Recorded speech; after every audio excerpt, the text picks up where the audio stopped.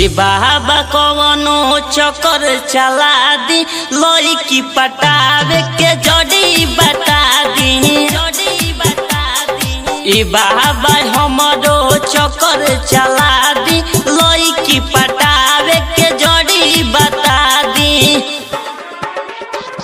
हमारा तो यरवन के चर चर गो माल हो हमारा तो यरवन के चर चर गो माल हमरो ला कुछ उपाय लगा दी। ए बाबा कवनो चक्कर चला दी लड़की पटावे के जोड़ी बता दी। ए बाबा हमरो चक्कर चला दी लड़की पटावे के जोड़ी बता दी।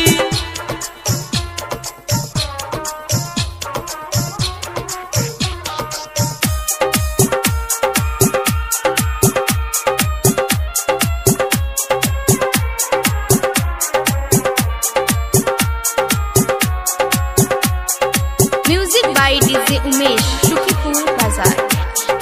कदियो झैती बाबा देखी न लवन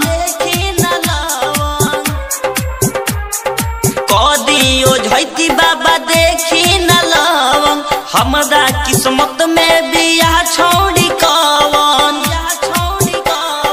भैनी हम बिस के तब बानी रढ़ुए हो भैनी हम बिस के तब बानी रढ़ुए चुमा के हम के सवाद दिला दी।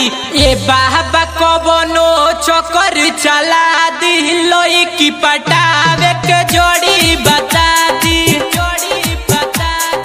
ए बाबा हमरो चक्कर चला दी लड़की पटावे के जोड़ी बता दी।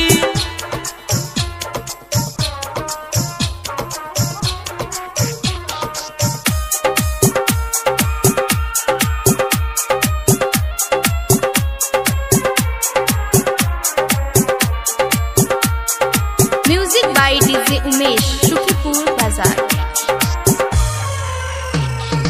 अनपढ़ गवार भले होके घास कटनी अनपढ़ गवार भले होके घास कटनी रउए कृपा से हम चट लेती चटनी। श्याम सजिला या कृष्णा बेदर्दी हो गुलशन दीवाना या कृष्णा बेदर्दी हाड़े हरदी ओकर लगावा दी।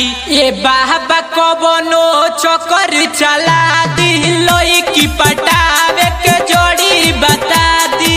ए बाबा कवनो चक्कर चला दी लड़की पटावे के जोड़ी बता दी।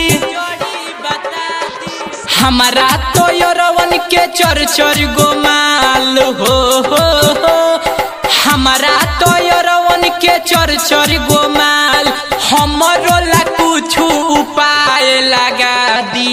ए बाबा हमरो चक्कर चला दी लड़की पटावे के जड़ी बता